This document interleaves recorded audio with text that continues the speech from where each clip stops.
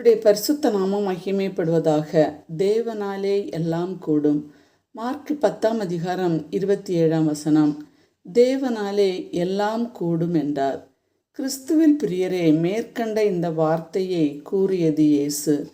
அவர் சிறு பிள்ளைகளை அணைத்து கொண்டு அவர்கள் மேல் கைகளை வைத்து அவர்களை ஆசீர்வதித்தார். இதை கண்ட ஒரு செல்வந்தன் ஓடி வந்து அவருக்கு முன்பாக முழங்கால் படியிட்டு, நல்ல போதகரே, நித்திய ஜீவனை சுதந்திரித்து கொள்ளும்படி நான் என்ன செய்ய வேண்டும் என்று கேட்டான். இதை கேட்ட சீஷர்கள் அதிர்ச்சி அடைந்தார்கள்.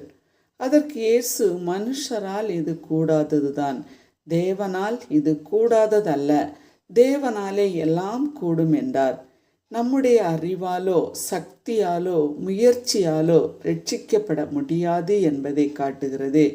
எரேமியா தீர்க்கதரிசிக்கு கர்த்தர் வெளிப்படுத்துவது என்னவெனில், இதோ நான் மாம்சமான யாவருக்கும் தேவனாகிய கர்த்தர், என்னாலே செய்யக்கூடாத அதிசயமான காரியம் ஒன்று உண்டோ? இன்றும் நம்முடைய வாழ்க்கையில் கூட தீர்வு காண முடியாத பிரச்சனைகள், உடல் நல குறைவுகள், படிப்புக்கு ஏற்ற வேலை கிடையாத நிலை, திருமண வயது கடந்தும் ஏற்ற துணை கிடைக்கவில்லையே, பொருளாதார பிரச்சனைகள், இவையெல்லாம் முடியாது அல்லது நடக்காது என்று தோன்றலாம். ஆனால் தேவன் கூறுகிறார், என்னால் எல்லாம் கூடும். நெடுங்காலமாய் காத்திருக்குதல் இருதயத்தை இளைக்க பண்ணும்.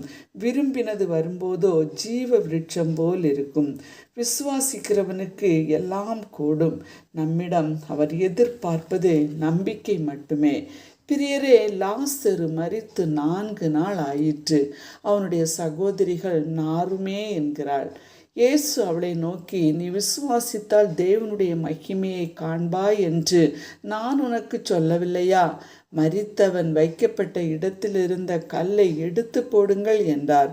கல்லை எடுத்து போட்டார்கள். இயேசு பிதாவை நோக்கி கொண்டே விசுவாசத்தோடு, லாசருவே வெளியே வா என்றார்.